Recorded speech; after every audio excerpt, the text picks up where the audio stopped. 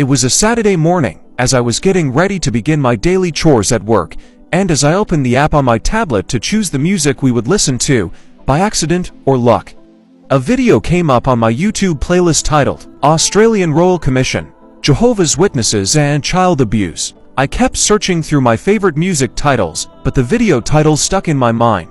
So I picked a random song. As I continued with my morning chores, those two sentences together, child sexual abuse and Jehovah's Witnesses, were running through my head, and I couldn't concentrate. It was a subject that I had experienced firsthand. I was sexually and psychologically abused for several years during the beginning of my adolescence and for many years before that. Once I was at my work area, I grabbed my cell phone and opened the app. Once it was linked to the tablet, it instantly reappeared. I refused to hit play for a good moment, but I couldn't forget those words. I picked up my headphones and pressed the play button. My eyes and ears couldn't believe what was happening, or rather, it had happened years ago, in 2015. How could I not have heard of this until 2022? Is this even real? In my incredulous mind, I thought, they must be twisting everything. I have been disconnected from the organization for a long time, so I asked myself, is Mr. Jeffrey Jackson really part of the governing body of Jehovah's Witnesses? If so, why is he lying when he had sworn before the judges with his right hand on the Bible to tell the whole truth and nothing but the whole truth? Their answers were not what I had expected, as they were half-truths, distorted from what I had been taught in the past, or simply completely false. They must be exaggerating, I thought.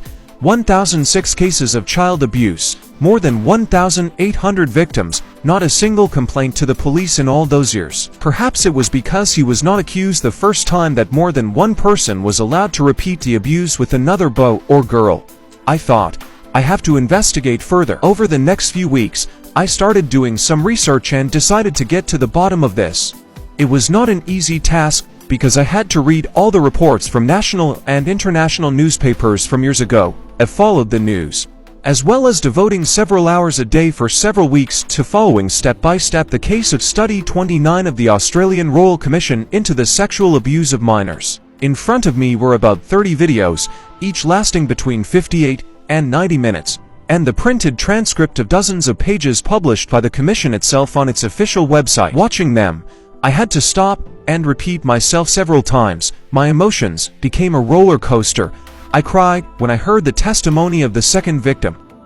I inwardly screamed with rage and anger when I heard the answers from the elders and representatives of the branch in Australia, because I could have sworn they were lying. The victims' responses in each of the cases as to why they had not reported the incident to the relevant authorities were the same. It is better to leave it in Jehovah's hands, and we should not do anything that would bring reproach on Jehovah's name and his organization.